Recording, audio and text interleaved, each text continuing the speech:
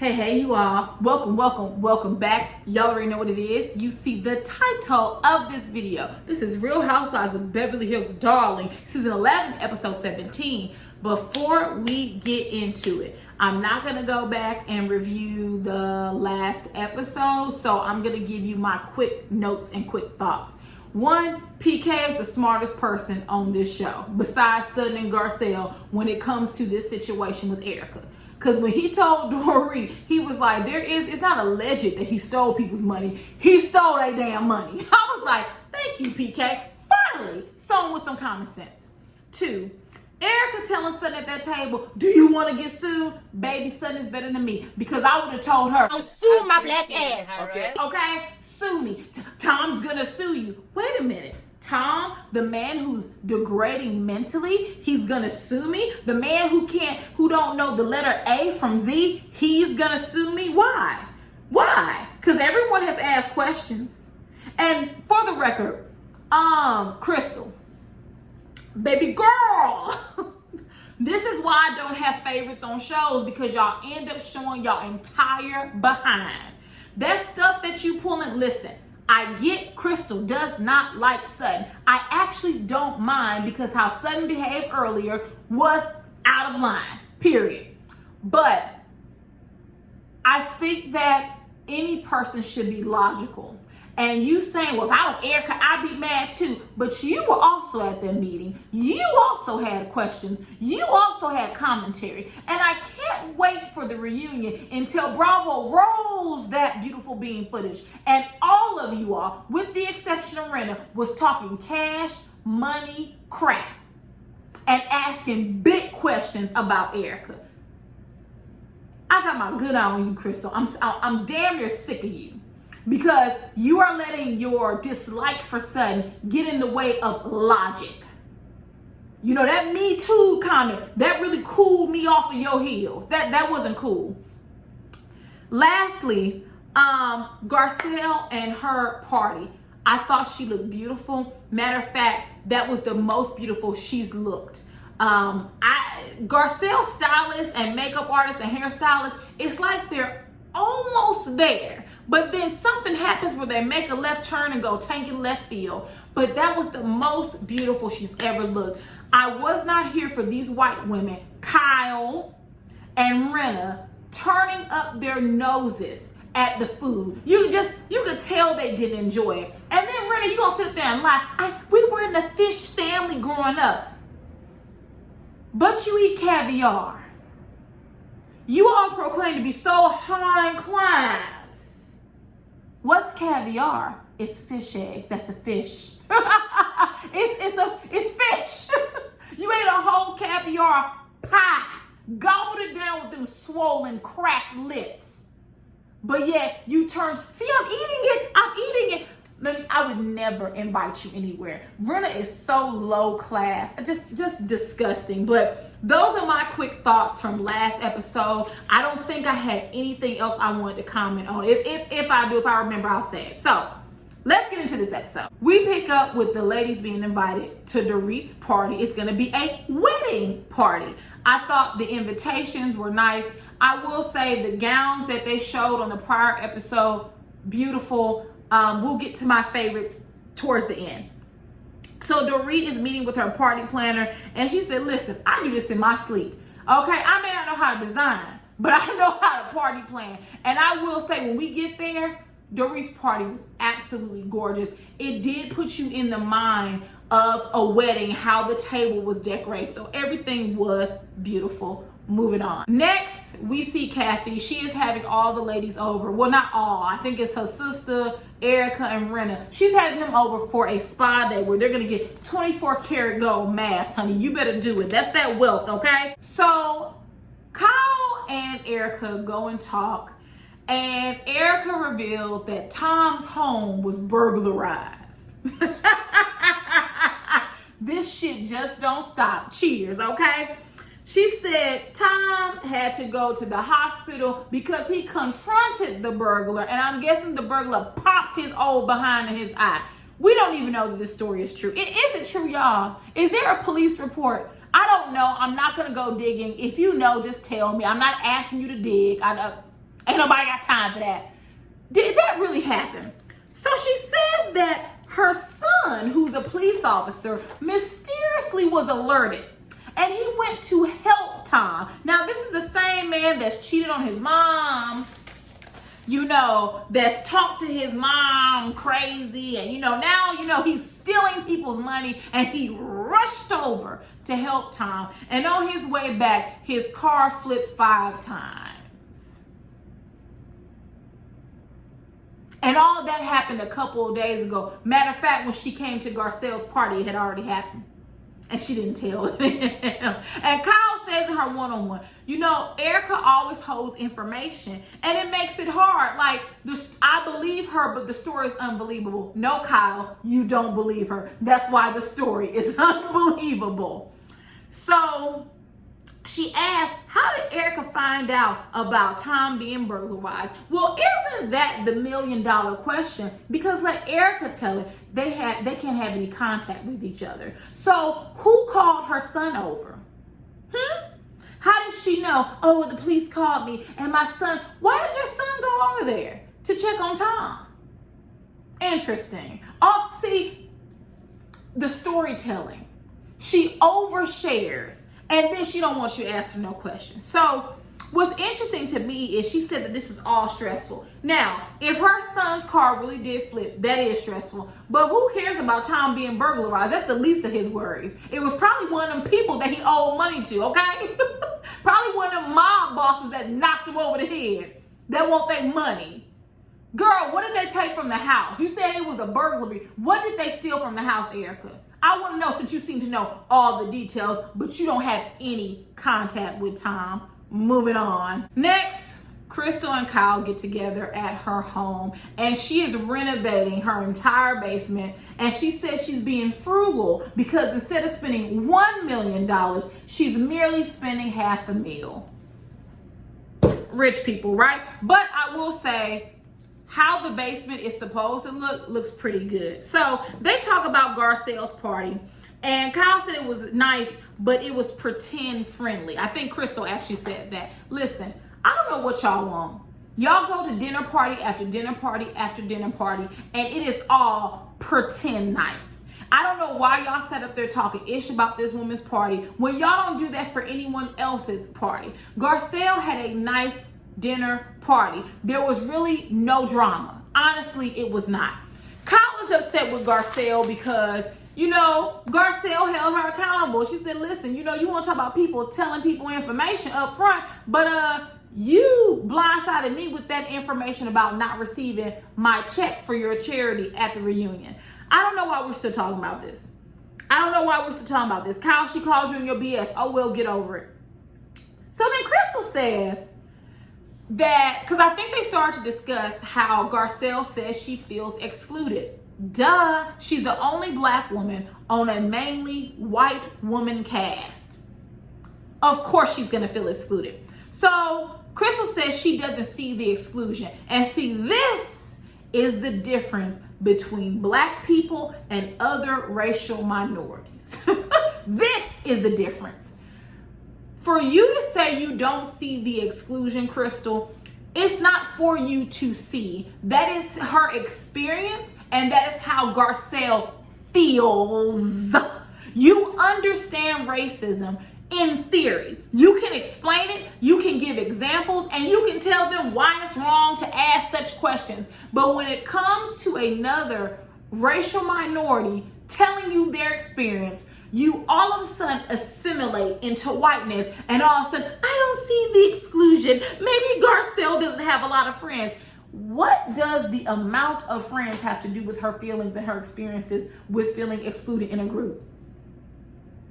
It has nothing to do with that, Crystal. And you sounded absolutely foolish. And I think, Crystal, you love to explain away things, right? It's almost like you make these assumptions up in your head, and that's what you roll with. Oh, maybe she doesn't have a lot of friends, and she has a few friends, and so she's guarded. There's nothing wrong with being guarded, especially with the women on this cast. And see, this is your first season, Crystal. Just wait until it's the second or third. They're gonna light into you next. Yo, you're next. Trust me. Erika's on the hot plate right now, but wait until it's your turn. They don't give a damn about what you're going through. It's funny that you could understand that what Sutton did was a violation and how you didn't like that, but you cannot understand how Garcelle feels excluded. Baby, they do it to you too. You just decide to scooch on over to the cool girls club so that you wouldn't feel excluded. So you understand it, you just don't want to admit it. You didn't want to be on the outside, so you scooched up to Erika and started agreeing with her when you had the same questions everyone else did. You full of shit, and I call BS, Crystal. I call BS. Next, Kyle invites Dorit and PK over for dinner at their home. So Kyle tells Dorit, listen, girl, I was talking to Erika, and baby, let me tell you the salacious story she tells me. So she fills her in. Dorit acts shocked. Listen, I know this is a show, so we have to play along, but you can't tell me that Kyle did not text Dorit and tell her that tea before they came over. You can't tell me that. So they sit down, and Dorit decides to share the story that Kyle told her with Mauricio and PK. And honey, PK sat there and called BS. And listen, who's doing the thinking in their household? Obviously it's PK. He's the only one with some type of common goddamn sense. So PK asked, he said, how did Erika know about this burglary if they don't talk? Exactly, PK. Erika has all this information, but they don't communicate. Got it. So then PK looks at Mauricio. He said, listen, I don't know if you know about the story at La Quinta, right? Well, what happened when it was out there. So Dorit tells Mauricio about Tom's car flip. And then something new that we hadn't seen, or at least I hadn't seen it. I don't know if I missed it. I could have been missing it because the week before vacation, I was running rampant. But they show Erika tell them at Kathy's dinner party that Tom did go to the hospital, but she didn't allow them to operate. Keep in mind, he had a brain injury. She didn't allow them to operate on him because of his age. This man could have had hemorrhaging on the brain. And the doctors come to you and say, your spouse has a brain injury. We need to operate on him ASAP. And you say no? Okay?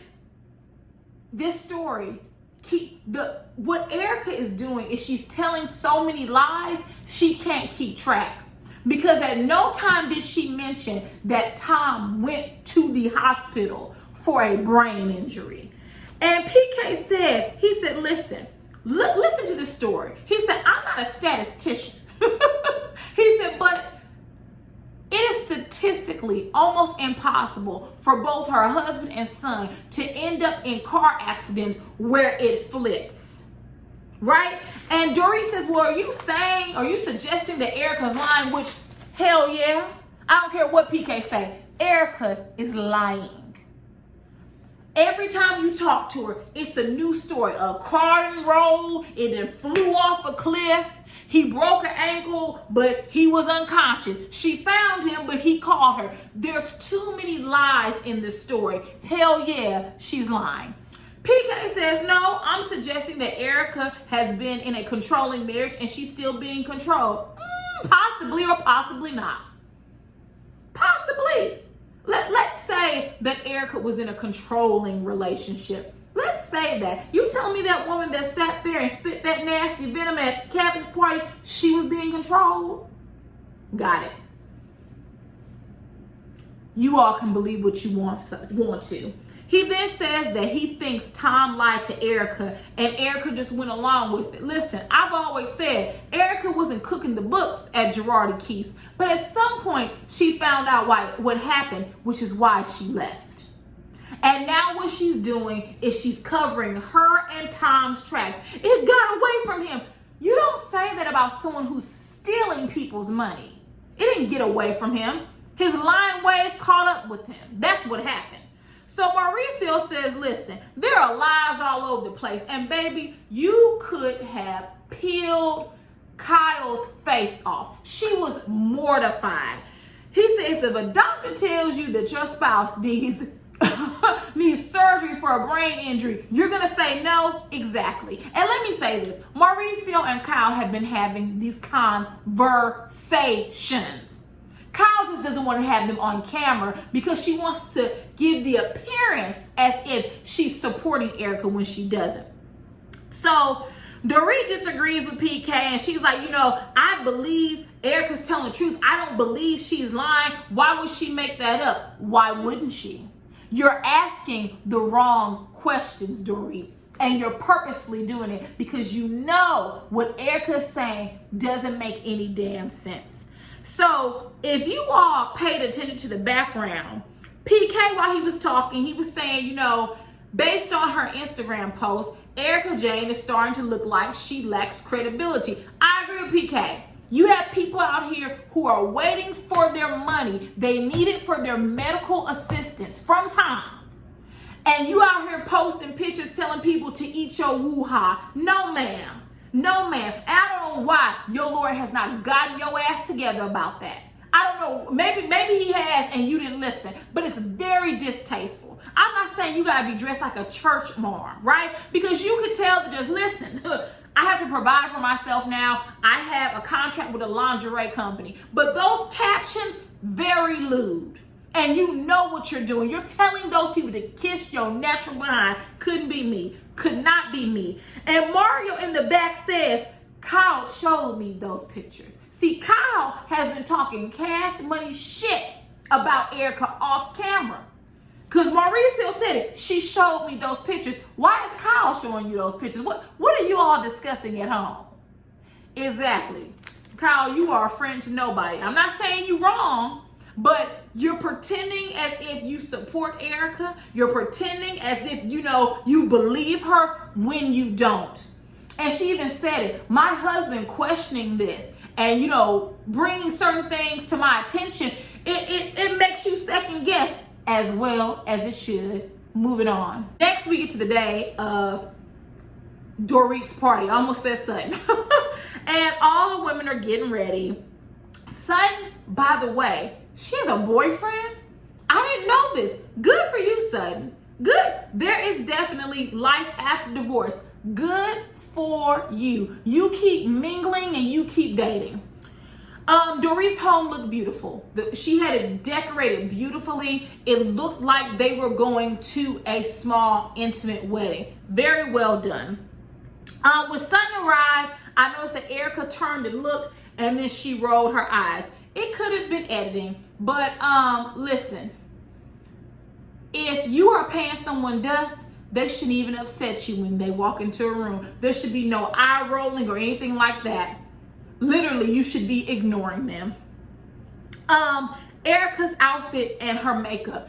Erika, I couldn't put my finger on it for the past few weeks. I said, Erika reminds me of something, and I don't know what it is. Honey, Erika reminds me of Meryl Streep's character from Death Becomes Her. If y'all have never seen Death Becomes Her, it stars Meryl Streep and Goldie Hawn. It's one of my favorite movies. Literally, I remember my parents randomly rented it when I was a child from Blockbuster. That's how old I am. Rented a video tape from Blockbuster. And I watched it, and ever since, I used to have my father rent that almost every week. It is a excellent movie. I believe Bruce Willis is also in it, like all A-list actors, but it's a good movie and the message behind it is even better. But that's who she reminded me of when they had to keep spraying their faces. They had to keep doing all this. That's exactly what Erika reminded me of. If I can find a picture, I'll insert it here. Anyways, Rena's dress being tight, that was hysterical to me. I laughed the entire time. The fact that she had to turn her body and walk up the steps sideways, girl, I know the pain. I said, then how's she gonna sit down and eat? But I guess she isn't. Dorit then comes in and it's time for her to reveal her wedding dresses. They pull back the curtain once again, very beautiful. My favorite was the moment. I also really enjoyed the actress and the pearl. The other ones were okay, but those were my favorite. But overall, a really nice starter collection. She didn't do too many, and I think that's good enough. I'm with Kyle though. $35,000 for a wedding dress. Oh my God, that's the cost of a wedding. It really is. Like, oh my God, my pockets. Just let me hold some money from you, that you have enough money to spend $35,000 on a wedding dress. So they all go to dinner, and PK is sitting next to Kyle, and he asked her, he said, are you gonna share with Erika some of the jokes we made? And baby, you could have sold her for a penny. Kyle almost slid out of her chair. Hell no. She's not going to tell Erika that she was talking crap about her behind her back. Please, are you kidding me? And Kyle says, well, you can't, you can if you want to. And he said, well, yeah, I don't have a problem, because she asked him, do you feel guilty? And he said, well, no, I don't have a problem, because everything I said was just advice. I didn't say anything bad. And he didn't. He didn't say anything bad. He was right. You need to get yourself together on social media. You are a sloppy mess. And you need to get your story straight, because you're telling us that both your husband and your son flipped over 5, 6, 10 times in a car. Where's the police report? So no, he didn't say anything bad. Kudos to you, PK, for calling Kyle out, because you knew, like the rest of us knew, Kyle wasn't going to mention anything. But I guarantee that Erika will be waiting for her at the reunion. So Harry Hamlin arrives, and of course he's petting up Erika, and how are you doing? Blah, blah, blah. She's not the victim. He also is preparing to play Tom Brokaw in a movie, I'm guessing. Is it a movie? Is it a made-for-TV movie? Either way, I can see it. So good for Harry, because someone has to pay the bills at that household, because Lord knows Lisa Rinna gonna do soap operas until they get rid of her character, honey. Oh my God. Anyways, sidebar. I absolutely loved Doris' dress, the blush dress that she wore at dinner. I told you, I love a dramatic shoulder. I love the color. I love the dramatic shoulder. It was giving me 80s can dress vibe, at least the top of it. It reminded me of a dress one of my cousins wore to their prom in the late 80s, early 90s. And it was a can dress, but it had those type of shoulders. I loved it. So, per usual, in Housewives franchise history, whenever there's a dinner and the men and the husbands are invited, they go one way and the women go the other way. That's so they can get all the drama. So while they're there, Kyle talks about how Kathy just cracks her up because she didn't know who Bernie Sanders was. And this is around the time of the inauguration, honey, where Barry was sitting up there with them knit gloves on, looking hella unhappy and miserable, like he did not want to be there. And so Kathy is saying, honey, I didn't know who he was. I thought he was Colonel Sanders, honey. I thought he was a KFC man. And they're just going back and forth laughing. And Kyle says, you know, Bernie Sanders has everyone up in arms. Speaking of which, Garcelle, you had everyone up in arms today with something you said. And Garcelle was like, girl, what are you talking about? See, Kyle, the shit stir. You had that planned out. Literally, that was not a natural conversation. You could tell by the way she said it. My sister is the funniest person to me. She mentioned Barry Sanders and blah, blah, blah, and the memes and, oh my God, speaking of up in arms. She had planned that segue. The same way Dorit planned her segue when they were at Renna's beauty party, right? Okay. So Kyle says, you made a comment in an interview where you said they are all coming after me. Garcelle didn't lie. The majority of you are coming after you. Then Dorit had the nerve with her pursed lips to ask Garcelle why she was saying that. Because she can and because it's true. And Garcelle told her, she said, well, you came after me. And Dorit was like, you came after me first. We're not going to do this. We're not going to do this. All the flashbacks that they have provided, and also we've been watching the season.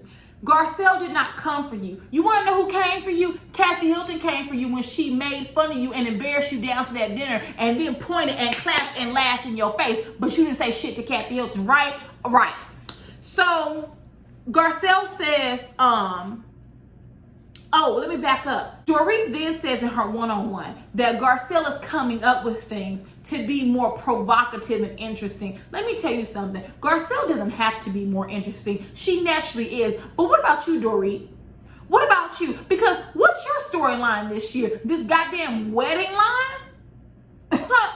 Your storyline has been being in the midst of Erika's business and you and Kyle gossiping about it.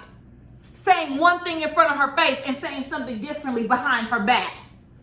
So if you ask me, she's not the one trying to be provocative. It's you, darling, because you don't have a storyline. Girl, but let me tell you something. I stumbled across Dorit's pre-surgery photos. Dorit, you got me effed up. You can't talk about nobody. You look totally different than how you really look under all that cosmetic surgery. Oh, absolutely. You need to keep your lips sealed because one more injection and you won't look just like Rena. One more, because that ain't even your face, sis. That ain't even your face for you to be acting all tight in the chest like this. But Garcelle says, am I not allowed to have my own opinion? Because it seems like if I have an opinion that is different than what you agree with, then it's a problem. She said if it goes against how you feel, there's an issue. Now here comes Dorit. I speak 4 languages, and Garcelle said, good for you. Baby snatched her up. I speak 4 languages, and that doesn't make any sense in any of them. You know, I wonder did Twitter explode on Dorit? Because I don't know. I didn't watch it with Twitter. I was on vacay. I wonder did Twitter explode with the same venom that they had for Wendy when she said she had 4 degrees. I'm wondering, you all can tell me yes or no, I don't know. But that whole I have 4 languages and it doesn't make sense in any of them, it's another rehearsed read. Baby, we can point them out by now. That's another rehearsed read. You sat there and you might have said that when you were having a conversation with Kyle and then you decided you would repeat it on air. Girl, please, you don't fool me none. And Garcelle says she felt that when Dorit was coming after her, no one stood up for her except for Sutton. And I get what Garcelle is saying. And she said it earlier. This is a group within a group. You have Kyle, you have Rena, you have Erika. We're going to throw Kathy in there because Kathy loves to talk her shit too on the sly. You have these women, you have Dorit, they have a group. And they all protect one another. They all, you know, they're rubbing Erika and caressing her shoulder and petting her up. But when it comes to the other members of the cast, y'all kind of leave them out to dry. Garcelle's right. However, I will say this. Garcelle, when Sutton was getting towed down at the dinner party at Kathy's, you really sat there and didn't say much. Maybe they edited it out, but I will say this. One thing I do like about Beverly Hills is that they don't, for the most part, get involved in other people's stuff. When Erika went after Sutton at that party, baby, they all just sat back and didn't say anything. I wish more housewives would do that because I don't like a pile on. But I also understood what Garcelle was saying. Y'all don't defend me. I don't do nothing wrong, and y'all just sit there and y'all let Dorit come after me or whoever, and you don't never check her. So Dorit said, you know, it's not true that you're an outsider. Once again, you and Crystal with this bullshit. Y'all claim to understand culture and heritage and all this BS, but how are you going to tell somebody what their experience is? If anything, you need to ask them, so how has that been your experience? Give me examples because I don't want to make you feel like an outsider. That's not what I intend to do. But the problem is you intend to do it.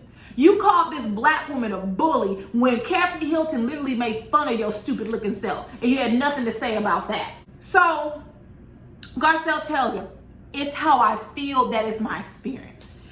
You have Erika and Lisa Rinna who are off to the side talking cash money shit. Did she say she felt like an outsider? Yes, she said that. And what are you going to do about it? Erika stealing money and give it to Tom for his legal fees? Girl, bye. So Rinna goes, you know, Garcelle got called out on being shady. If it was an injustice, I would say something, but it's not. Garcelle's a big girl. She can handle Dorit. Oh, really? I want you to keep that same energy because your time is coming soon. Because if that's the case, Erika's a big girl. She can handle this case that's going on.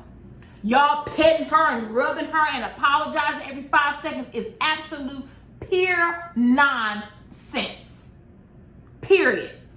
So Garcelle asked Dorit, she said, do you want me to be direct with you? Now that was odd because I do feel from watching the show that Garcelle has been direct with her. I don't get the issue. I really don't. You do talk too much, Dorit. You was about to do it at her party, at her Haitian themed party. You began talking about, well, I think that's what PK liked about when we started dating. Girl, shut up. And then gonna sit there and say, well, you all don't want to hear about that. No, the hell we don't. Moving right on along. No one wanted to hear that. And you had to stop. You guys know, I don't. I don't want to hear. I don't give a damn, Dorit. She makes everything about herself. And I don't know how many times someone has to tell you that. And so Dorit was like, yeah, I want to direct. And Garcelle said, okay, so you want me to say, my God, will you shut up? That's what I would like. Okay. So why are we going to have this same conversation next week? She's told you, asked her to be direct. She's going to be direct with you. Why do we keep, in the words of Phaedra Parks, re-bringing it up? Why? What's the point? All right, because you don't have a storyline and you're being provocative because you want to be interesting and you're not. So that was the end of the episode. I really didn't like how that went. I can't stand how Kyle throws everyone under the bus, and I can't wait for that reunion because I hope Erika slices and dices you and Dorit in half because it's what you deserve. It is what you deserve. You and that damn Dorit are fake and phony like a $2 bill. So with that, drop down in the comments and let me know how you felt about this episode. And if there is nothing else, thank you for watching and I will see you all later. Mwah. Bye.